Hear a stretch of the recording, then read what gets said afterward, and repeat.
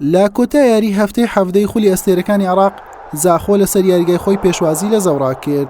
زاخۆ بە ئامانجی درێژەدان بە سەرکەوتنەکان و ئەنجامە باشەکان بە پاڵپشتی هاندەرانی فشاری تەواوی خستە سەر گۆڵی میوانەکەی. لە ناوەڕاستی نیوە یەکەمەوە زەوڕا کەوتە نێو کەش یاریەکە و مەترسی خستە سەر گۆڵی خاوەن ماڵ. کوڕانی خابوور پێداگر بوون لەسەر تۆمارکردنی گۆڵ. ئەم لێدانەی زاخۆ مەترسی ڕاستەقینە بوو، بەڵام جەلال حەسەنی گۆڵپارێزی هەڵبژاردەی عێراق بۆی ئامادە بوو. لە ئاخولەکی سرویەک بە ئەسیستی سی5 سەدیق فرانک سیدریکی کامیرۆنی با لێدانی سەر زاخۆی بە گۆڵ یەکەم پێشخست، هاندەرانی زاخۆی گەشاندەوە.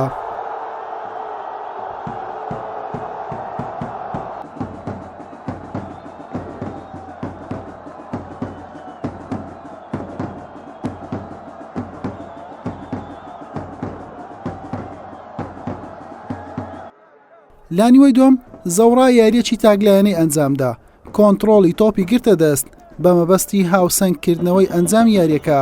کوڕانی سپیپۆشی بەغداد زیاتر پشتیان بە تۆپە جێگیرەکان دەبەستە، بەڵام سوودیان لێ نەبینی.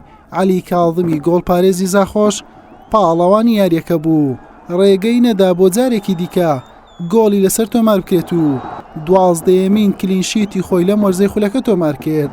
هەر بۆیە زاخۆ براوەی یاریەکە بوو.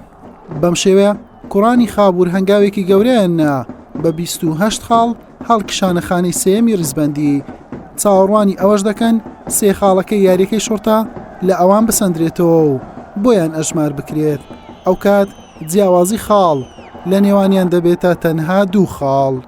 حوسێن محەممەد، کەناڵی پێام.